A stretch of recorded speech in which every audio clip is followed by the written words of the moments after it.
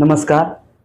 आपण एकंदरीत आज मुंबई महापालिकेचा रिझल्ट लागल्यानंतर आपण पाहत आहोत आणि आज जर सध्याच्या स्थितीत पाहायचं झालं, दुपारची एक बातमी आहे की मुंबईमध्ये बिहार भवन उभारणार, 30 मजली बिहार भवन उभारणार असं सांगण्यात येत आहे बातम्यांमधून. तशा पद्धतीची परवानगी, शासकीय परवानगी ही भारतीय जनता पार्टी आणि जेडीयूच्या सरकारने, बिहार सरकारने ती दिलेली आहे.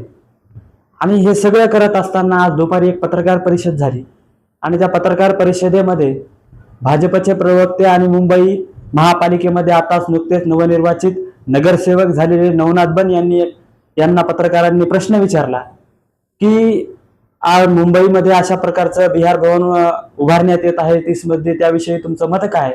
त्यावर त्यांनी एक मुद्दा मांडला की दिल्लीमध्ये महाराष्ट्र भवन आहे, काश्मीरमध्ये महाराष्ट्र भवन होत आहे आणि तशाच पद्धतीचं अयोध्येमध्ये सुद्धा महाराष्ट्र भवन उत्तर प्रदेशमध्ये होत आहे.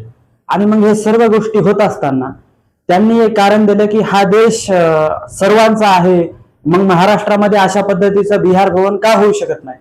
एक महत्वाचं सांगायचं म्हणजे की महाराष्ट्रामध्ये मुंबई सारखं महाराष्ट्राची राजधानी असलेलं शहर आहे.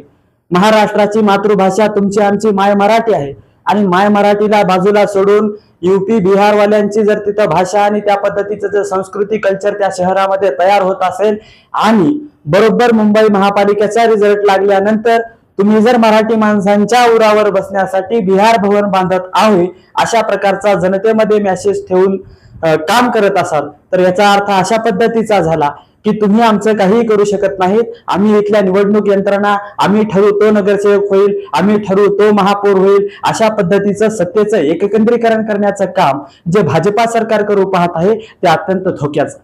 इतक्या पुरतं नाही, त्यांनी जे कारण सांगितलं की त्यात येत आहे महाराष्ट्राचं महाराष्ट्र भवन दिल्लीमध्ये झालं तर दिल्लीची आयडेंटिटी मोडून महाराष्ट्र भवन तिथं उभ्या केल्या जात नाही.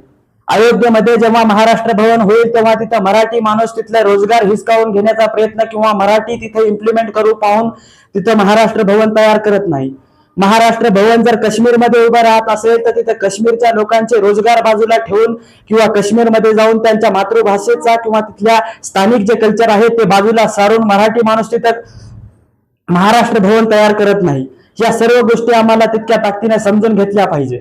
आणि जर मग तुम्ही मराठीच्या मुद्द्यावर इथं ध्रुवीकरण झाल्यानंतर जर मुद्दा महाराष्ट्राच्या मुंबईमध्ये, मराठी माणसाच्या मुंबईमध्ये जी की फक्त आज म्हणायला राहिली, त्या मुंबईमध्ये जर तुम्ही आज बिहार भवन 30 मजली उभं करू अशा प्रकारचा शासकीय GR किंवा शासकीय निर्णय करत असाल तर तो मराठी माणसांसाठी कुठेतरी जागा होण्याची ती वेळ आहे.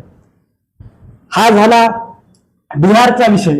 आता हे सर्व जे कल्चर आहे ते कुठून तयार झालं?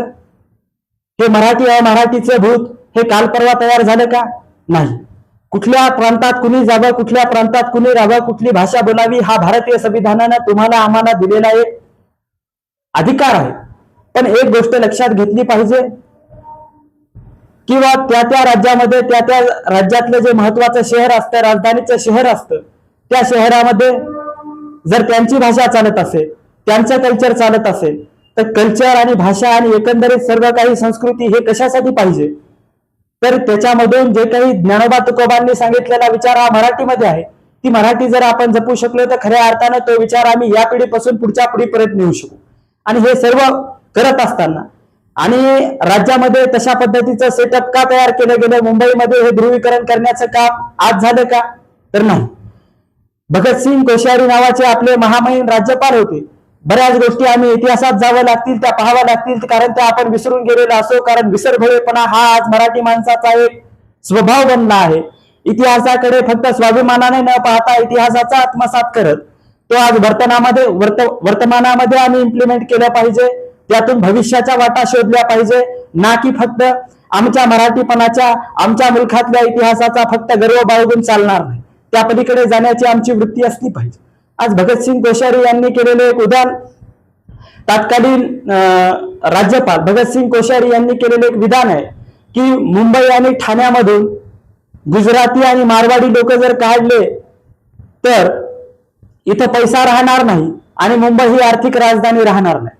खरं सांगायचं म्हणजे मुंबईसह संयुक्त महाराष्ट्र झाला पाहिजे या पद्धतीची घोषणा देऊन 106 हुतात्म्यांनी बलिदान दिल्यानंतर मुंबईसह संयुक्त महाराष्ट्र झाला.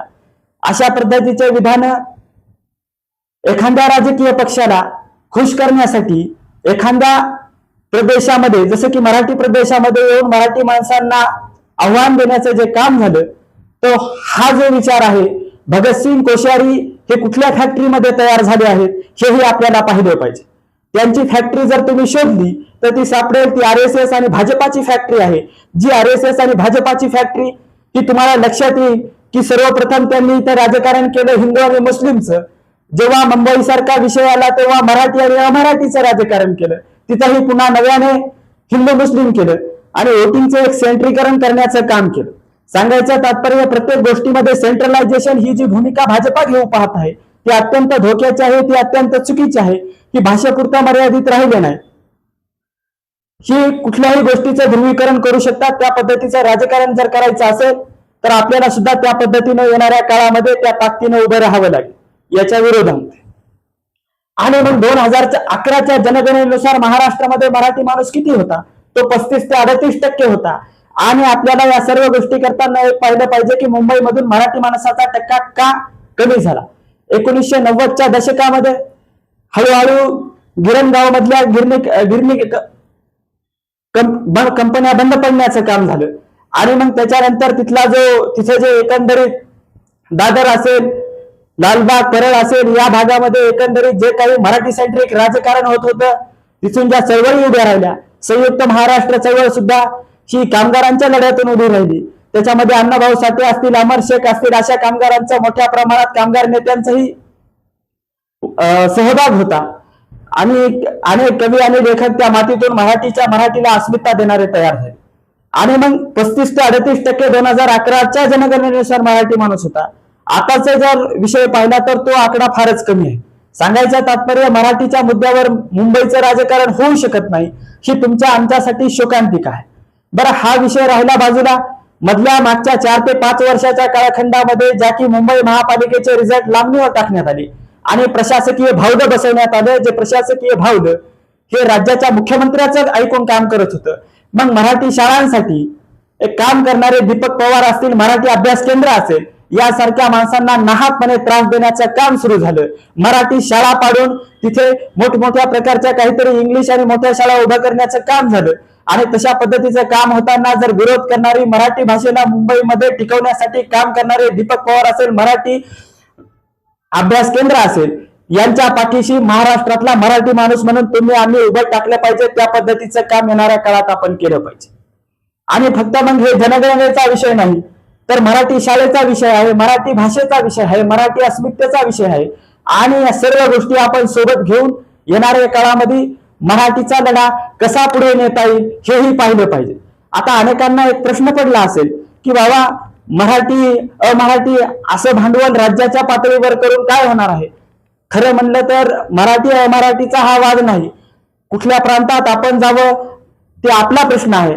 पण तिथं गेल्यानंतर तिथल्या कल्चरचा, तिथल्या भाषेचा जर आपण आदर करू शकलो तर खऱ्या अर्थानं आपण त्या मातृभूमीशी प्रामाणिक आहोत. आज महाराष्ट्रामधून हैदराबादला बरेच जण जातात, ज्याला की आपण भाग्यनगर म्हणू. भाग्यनगर असेल, हैदराबादला बरेच जण जातात. तिकडं याच्यामध्ये बँगलोरला जातात. असे साऊथला जाणारी मराठी माणसं आहेत, गुजरातला सुद्धा जाणारी मराठी माणसं आहेत. सांगायचं तात्पर्य, आपण कुठे जावं हा विषय वेगळा, पण तिथं जाऊन त्यांच्या मातृभूमीवर जर तुम्ही हक्क सांगत असाल, आज काही प्रमाणामध्ये सांगायचं तात्पर्य, आज आपण मुंबईमधल्या आपल्या जमिनी हा एक राहू शकल्या नाही आपल्या ताब्यामध्ये, त्या बाहेरच्या लोकांच्या हातामध्ये घेतल्या. येणाऱ्या काळामध्ये तर ठाणे असेल, कोकण असेल, रायगड असेल, रत्नागिरी, सिंधुदुर्ग या भागामध्ये इंडस्ट्रियलायझेशनच्या नावाखाली जे काही अदानी आणि अंबानीच्या घशामध्ये जमिनी घालण्याचा कार्यक्रम सुरू आहे, त्या कार्यक्रमाला मराठी माणूस म्हणून तुम्ही आम्ही बेळा पडलं ना पाहिजे. शासकीय स्तरातून त्या पद्धतीचं बळकावून घेण्याचं जर काम होत असेल तर त्या विरोधामध्ये ठामपणे उभं टाकण्याची भूमिका जर तुम्ही आम्ही घेऊ शकलो तर मराठी वाचू शकू. मराठीपासून मुंबई दूर होत आहे, ती मुंबई मराठीपाशी कशी आणता येईल याच्यासाठी प्रयत्न करू शकू. आणि भाषा ही का महत्वाची असते तर एका वाक्यामध्ये सांगतो, हा चर्चेचा स्वातंत्र्य मुद्दा आहे. येणाऱ्या व्हिडिओमध्ये आपण तो कव्हर करू. भाषा मरता देशही मरतो, संस्कृतीचा दिवा विसतो. भाषा मरता देशही मरतो, संस्कृतीचा दिवा विसतो. भाषा मेल्याने तुमची माझी संस्कृती मरेल. ज्ञानोबांचा ज्ञानोबा होईल. याच्यासाठी भाषा महत्वाची आहे. याच्यासाठी भाषिक प्रांतीय अस्मिता महत्वाची आहे. युपी बिहार मध्ये, आता बिहारचं जर उदाहरण घेतलं, बिहार मधले भोजपुरी तिथे राहू शकली नाही, तिथलं कल्चर बिघडलं. त्यांच्याही काहीतरी भाषेच्या मध्ये जे काही ज्ञान असेल ते आज समोर येऊ शकत नाही, किंवा त्यांना कन्व्हर्ट करू शकले नाही. त्याच्यावर हिंदीने आक्रमण केलं.